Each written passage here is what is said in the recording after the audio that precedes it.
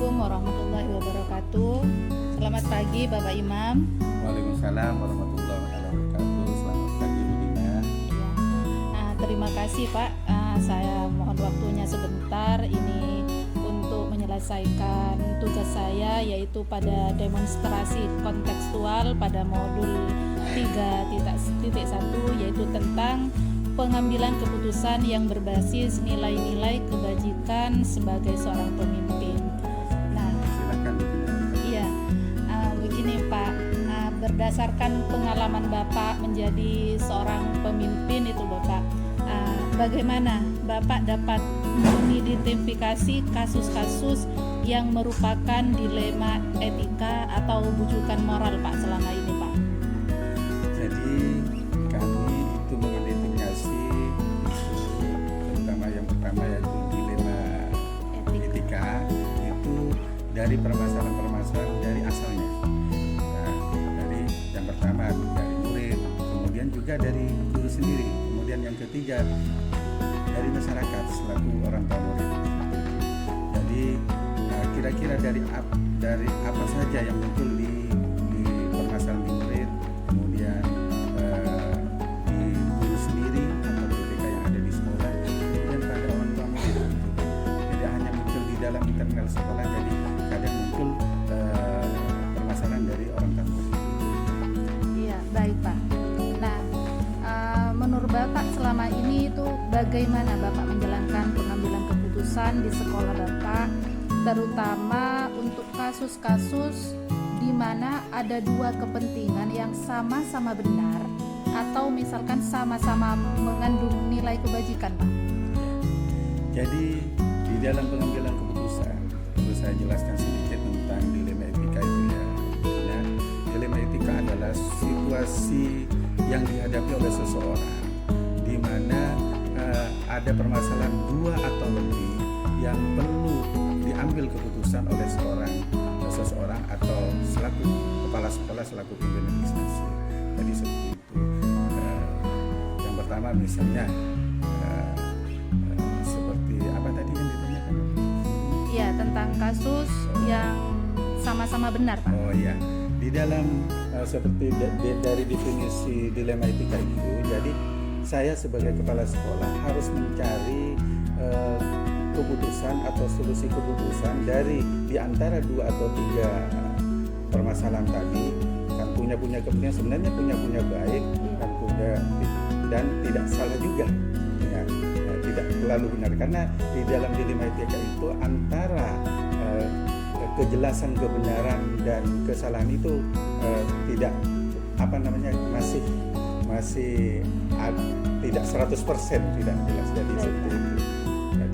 Jadi dengan mempertimbangkan kira-kira apa saja dari yang paling bijak di situ di antara dua atau tiga pilihan itu yang perlu kita putuskan.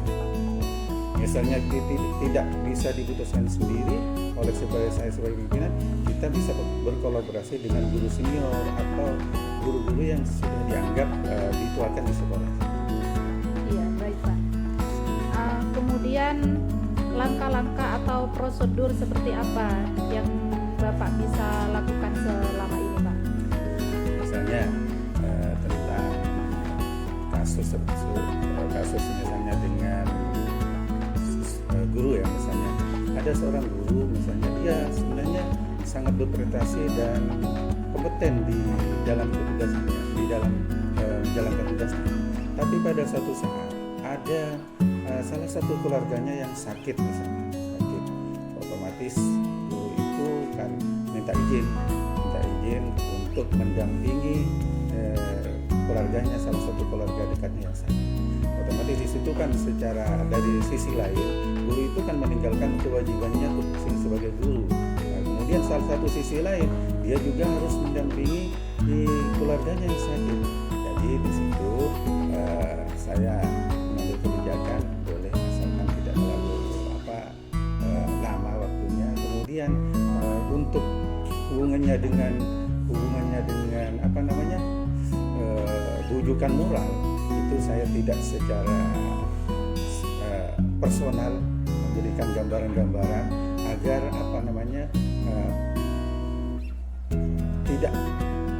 tersinggung, membuat tersinggung atau merasa justice seperti itu.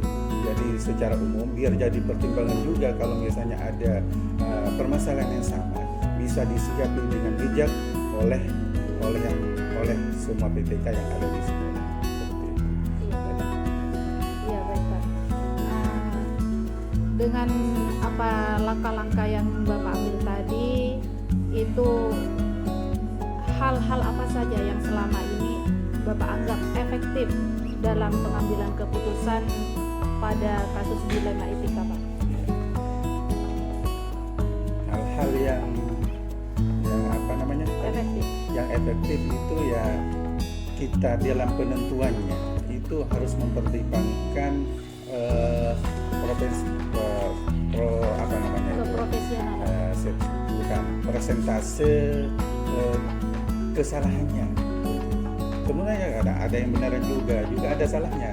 Jadi persentase kesalahannya yang paling sedikit dari itu yang kita ambil. Itu tekniknya. Jadi misalnya pada saatnya tertentu kita kan diimbangi dengan rujukan moral. Itu dari dilema itu seperti kasus pada murid.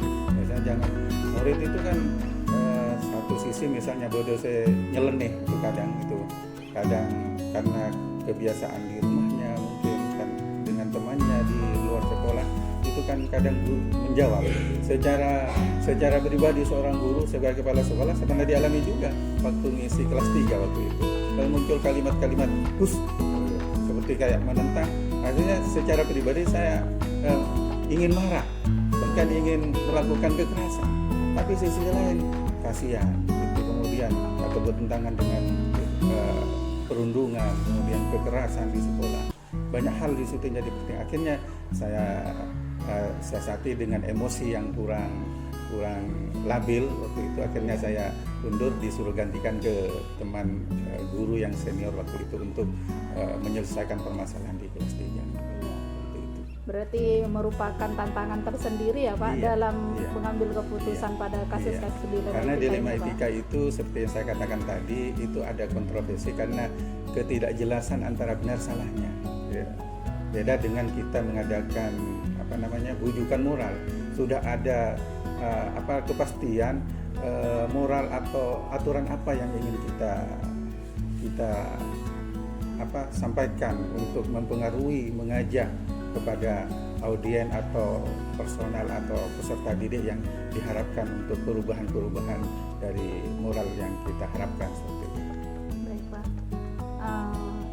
Kemudian apa ada faktor-faktor yang selama ini dalam kasus dilema etika itu untuk mempermudah atau membantu Bapak dalam pengambilan keputusan? Itu ketika saya mengambil keputusan kemudian kadang kita sebagai manusia kan pasti ada mentok di dalam pengambilan keputusan yaitu saya selalu sharing dengan beberapa teman guru kolaborasi solusinya biar kita sebagai pemimpin tidak salah langkah. Iya. Kemudian yang dari semua hal yang telah Bapak sampaikan tadi pembelajaran apa yang dapat Bapak petik dari pengalaman Bapak dalam pengambilan keputusan, Pak? Di dalam menghadapi dilema etika dan bujukan moral banyak hal di situ, terutama yang pertama dilema etika kita banyak tahu bagaimana mengatasi bermacam permasalahan yang terjadi baik itu pada peserta didik kita, pada teman-teman guru kita, kemudian pada yang terjadi pada orang tua kita. Jadi itu banyak hal yang mendewasakan diri saya sebagai pimpinan di situ sehingga kita sebagai pemimpin jangan istilahnya tidak semaunya sendiri. Jadi harus banyak pertimbangan dan kebijakan yang perlu dipertimbangkan untuk memutuskan sesuatu. Karena keputusan itu kadang tidak selamanya maksimal dalam kebenaran dan hal-hal yang perlu dipertimbangkan untuk meminimalisir kesalahan-kesalahan kita yaitu harus banyak komunikasi, membaca permasalahan-permasalahan di masyarakat sehingga menjadi pertimbangan pribadi untuk memutuskan suatu hal seperti itu. Kemudian terkait dengan rujukan moral itu sangat baik sekali karena apa? tujuan kita itu adalah untuk mengerahkan juga dalam tanda kutip mempengaruhi perilaku mindset baik itu pada peserta didik, guru maupun masyarakat menuju hal-hal mulai atau aturan yang sudah dianggap baik dan sudah sesuai dengan aturan yang ada. Baik Pak, terima kasih sebelumnya ya Pak atas semua penjelasannya, mungkin dijadikan sebagai pedoman atau contoh bagi saya untuk selanjutnya Pak. Ya, terima kasih juga, semoga berhasil dan jangan takut untuk bertanya kepada siapapun, tidak hanya kepada saya, kolaborasi tentang pengalaman dari teman-teman guru juga di situ banyak hal, karena pimpinan itu tidak hanya itu berlaku pada kepala sekolah saja, tapi pada seorang guru juga seorang pribadi, karena seseorang itu juga paling tidak memimpin dirinya sendiri seperti itu. Iya, baik Pak, terima kasih sebelumnya ya Pak. Ya, Assalamualaikum. sukses selalu.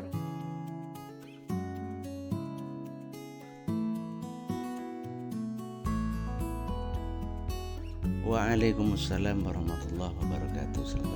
Selamat siang juga untuk Ibu Dina. Iya,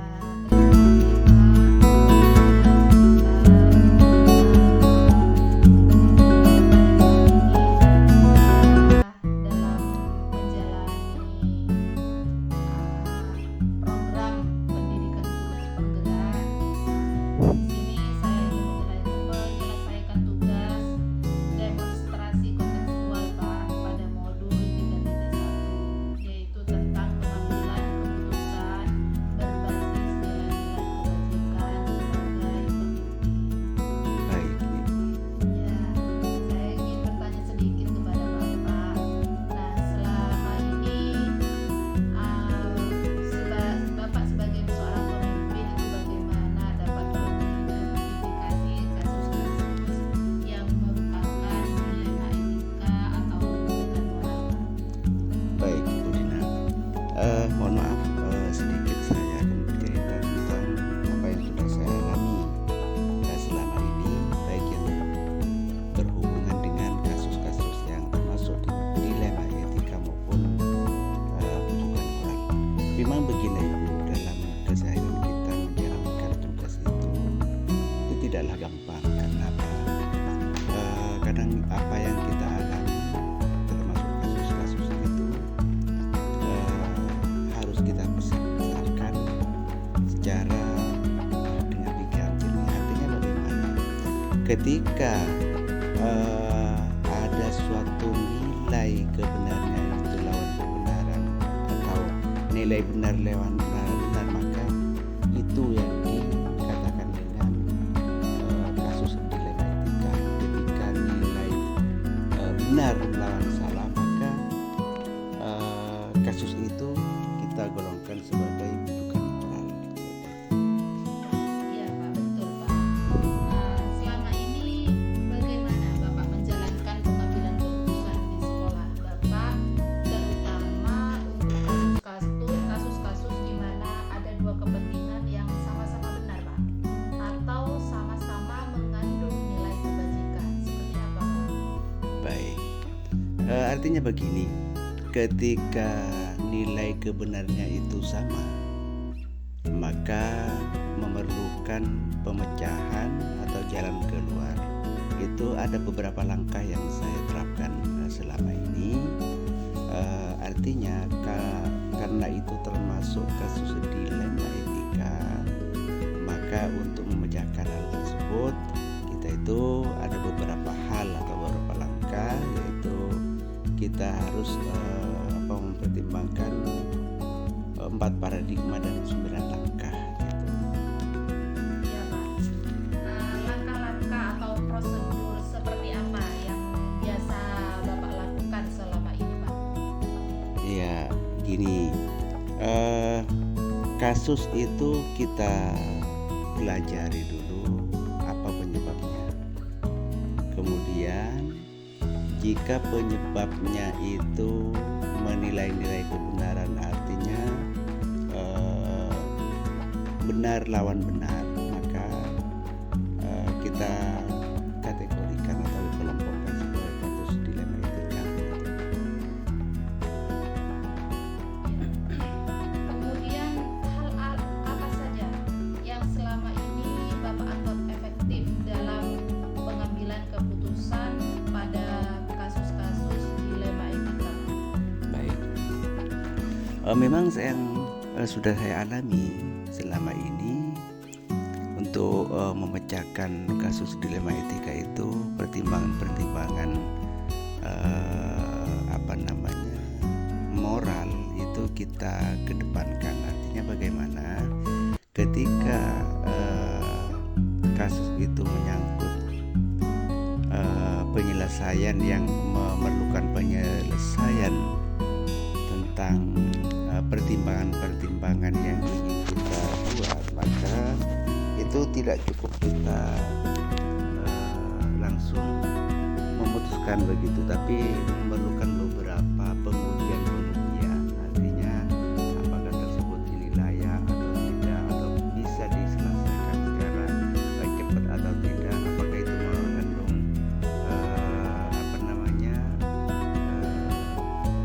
berdampingan dengan hukum atau tidak, berlawanan hukum, maka itu harus menjadi pertimbangan kita juga. Ya, Pak. Kemudian hal-hal apa saja yang selama ini merupakan tantangan terhadap Bapak dalam pengambilan keputusan pada kasus-kasus dilema etika tersebut, Pak? Sebenarnya kalau melihat tantangan terlalu banyak, memang resiko yang akan kita ambil terhadap pengambilan suatu keputusan, apakah itu berdampak besar terhadap suatu masalah ataupun berdampak kecil, maka ini dampak yang kita yang bisa ditimbulkan oleh masalah itu yang kita pegang. Bagaimana itu, apakah itu menyangkut orang banyak ataupun menyangkut orang sedikit dan lain semacamnya. Apakah Bapak memiliki sebuah jadwal tertentu dalam sebuah penyelesaian kasus dilema etika, Pak? Dan apakah Bapak langsung menyelesaikannya di tempat atau misalkan memiliki sebuah jadwal untuk menyelesaikannya, seperti bentuk atau prosedur seperti apa yang Bapak jalankan? Ya, mengingat kasus dilema itu, kalau menurut saya itu agak sulit pemecahannya, maka tidak cukup dilakukan satu kali saja, tetapi itu harus terjadwal. Dari pertemuan pertama, misalnya satu kali itu sudah menunjukkan jalan, maka kita jadwalkan atau kita agendakan dengan hari berikutnya atau kapan saja. Artinya kalau menyangkut kasus seperti itu tidak cukup diselesaikan dalam satu tempo atau satu waktu di tempat itu saja gitu. Iya, Pak. Kemudian adakah seseorang atau faktor-faktor yang selama ini mempermudah atau membantu Bapak dalam mengambil keputusan dalam kasus-kasus dilema etika tersebut, Pak? Itu sebetulnya bisa juga kita belajar dari pengalaman, kemudian ada tokoh-tokoh mungkin yang bisa menginisiasi kita dalam pengambilan keputusan. Artinya kasus yang kita hadapi hari ini mungkin sudah dialami oleh tokoh ataupun orang lain yang menginisiasi kita, sehingga kita bisa belajar dari sana langkah terbaik apa yang bisa kita ambil, kemudian apakah dampaknya juga akan berdampak sama-sama enak, sama-sama bagus, sama-sama nyaman, dan tidak ada berdampak negatif. Mungkin seperti itu dulu. Ya, jadi intinya itu kesimpulannya mungkin untuk kepentingan orang banyak ya, Pak, dengan kepentingan peserta didik itu sendiri ya, Pak. Iya, kira-kira bisa dikatakan seperti itu. Baik, Pak, luar biasa sekali. Dari semua hal yang telah Bapak sampaikan dari tadi, yang sangat luar biasa sekali itu, pembelajaran apa yang sebenarnya Bapak petik dari pengalaman Bapak yang selama ini menjadi seorang pemimpin tentang pengambilan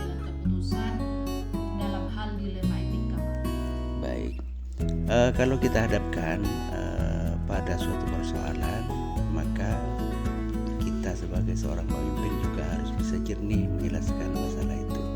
Ketika kita itu dihadapkan kepada masalah pujukan moral, maka itu kalau menurut saya penyelesaiannya itu gampang, karena nilainya itu nilai benar melawan salah. Tapi ketika kita dihadapkan terhadap suatu permasalahan dilema etika yang memerlukan suatu pemikiran yang jernih, kemudian tahapan-tahapan yang bisa membantu kita atau langkah kita, maka prinsip itu yang harus kita pegang bersama. Artinya apa?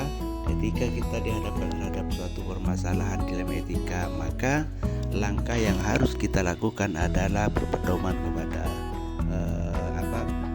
4 paradigma dan 9 langkah. Jadi ketika 9 langkah pengujian masalah itu sudah terlewati semua, insya Allah kita akan mengalami atau kita akan menemui jalan terbaik dari masalah dilema etika itu sendiri, Bu. Mungkin itu dulu dari saya. Terima kasih, Bu.